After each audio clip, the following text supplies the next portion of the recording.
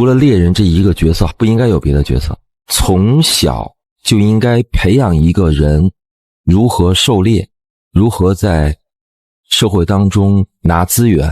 第一，放弃一切靠别人的幻想等靠要本身就是幻想。每一个人都是绝对独立存在的，所谓的帮助全部都是因为你有价值。当你没有交易价值的时候，这种给予与善良会很快的散去。因此永远记住，只你自己的价值才是一，其他的所有人实际上是后面的零，要分清主次。第二，连自己都不想承认自己身上的缺陷、贫困、疾苦，就更不要妄想任何人能够接受它。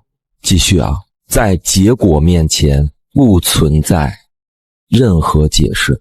解释两个字如果成立的话，也是建立在你还有其他价值可被交易。就我们生活的重点还是不断的给别人正向的结果。如果一个人总是在你面前解释的话，就证明他总拿不出结果，就证明他的能力是有问题的，就证明他的思维方式是有问题的。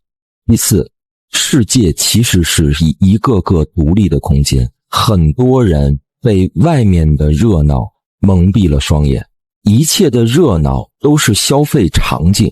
你认为的情感热闹，本质上是因为它有价值。时刻不要忘了，这个人生实际上就是咱们自己的单机游戏，有血有肉的，对吧？这么热闹，不要忘，因为我们会花大量的时间和精力，甚至是情绪，被这个看似很复杂、很有意思的多人世界给你搞混了，给你搞懵了，把你玩进去了。这个重点就是一定要锁定在单机游戏，外界一切的人事物能不能变现？不变现的话没有意义，你不变现浪费你的时间、你的青春、你的情绪、你的人生。第五，没有价值就没有情绪，没有情绪就没有感情，而感情的本质是价值的外显。那如果你没有价值的话，你不会让陌生人、让别人产生情绪。那如果没有情绪，它就不存在感情。感情是情绪波动久了就产生了感情，而感情的本质你再往回看，实际上还是价值。第六点，任何情况下，只要你觉得占了便宜，就一定是吃了大亏，因为没有便宜可占，大家都是交易和交换。第七点，远离被保护很久的人。如果这个人被保护的很久，时间很长，就一定要远离他，因为他们理解的这个社会永远有一个前提，如果是被父母保护的，这个前提就是我妈是谁，我爸是谁，你看我是谁，我在哪儿工作。生活没有前提，社会哪有前提？谁买你的账啊？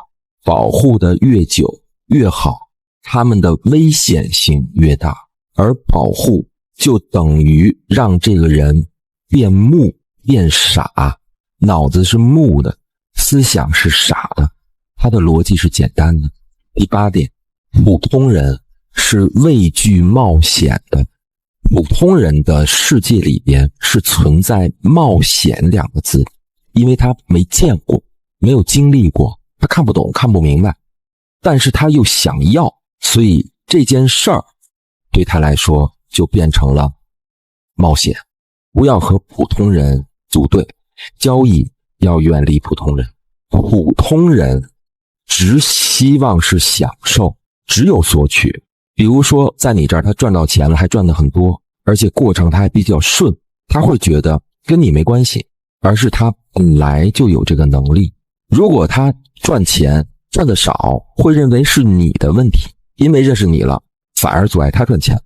如果他没有赚到钱，他会说你是骗子。所以不会搞钱的人，其实你如何去帮助和辅佐都是毫无意义的。会搞钱的人，他知道什么叫所谓的机会，他知道什么叫工具，能够打开了我的搞钱的一些路径等等等等，他的理解是客观的。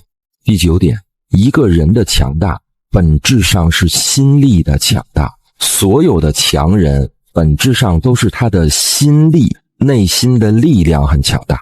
同样一个事件发生，有些人就是心之力很弱，有些人就是内心很强大。只有强大的内心才能让人面对以及解决看似不可能的事情，而解决问题的能力就是生存的能力。大的能力就是解决大的问题，你的生存能力就高，就大，就强。你只能解决有限的问题，比如说我就拿到我的专业里边，我能解决，那你就是一个生存能力就有限嘛。第10，你不理解的事物仅仅是因为你没有见过或者没有经历过，因此打破认知就是打开眼界。反过来说，打开眼界它也是打破认知，打破固有思维。第11，世界之所以简单，是因为一切都是局。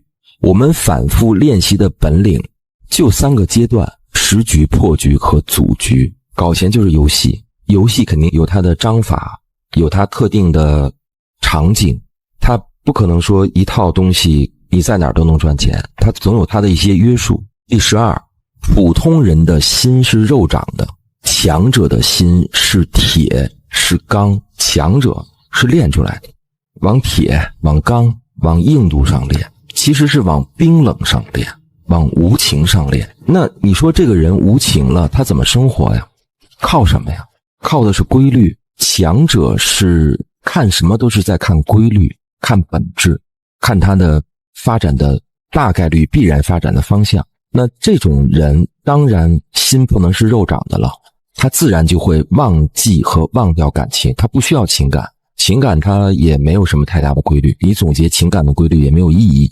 所以你只有经历过人性的险恶，才能走出情感迷雾，保持绝对的清醒和理智，这样一颗心才可遵循世间的规律，闯荡江湖。但凡松懈，便会粉身碎骨。第13，无论是组建家庭还是合伙赚钱，选人是重中之重，跟谁接触特别重要，它会影响你的思想，更会影响事件的执行以及发展的方向。选人选对了，基本上就对了；选人选错了，基本上就错了。它就是人的事儿，搞事业、赚钱，还是组队，还是生活，不要高估了改变别人能力，不要低估了选人能力。第14点就是干什么都可以晚，做生意要趁早，因为有很多东西需要你去逐步摸索和学习。做生意里边环环相扣，你是对人性的理解把握，还是对法律方面、财务方面、市场方面、营销方面等等等等各个环节没有干过就是没干过。也就是说，真理和道理只能靠自己才能有所体悟。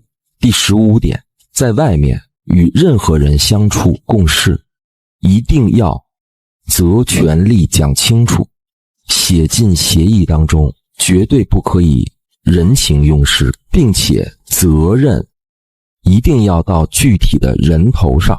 第16点，面对高手和强者，在沟通上一定要学会开门见山，只讲重点，只讲关键信息。本质上，强者的世界是没有客套，也没有情绪的，彼此都是在节约对方的时间。本质上，这种行为也是一种价值，同样也是筛选陌生人的最有效方法。如果你见一个陌生人，好多个小时甚至好几天都没有开门见山的去讲重点，都没有去开门见山的去讲利益，其实它是反向的，也在证明你接触的这个陌生人，他的认知就在这儿，他的能力就在这儿。想学更多吗？关注我，带你慢慢变好，慢慢变强。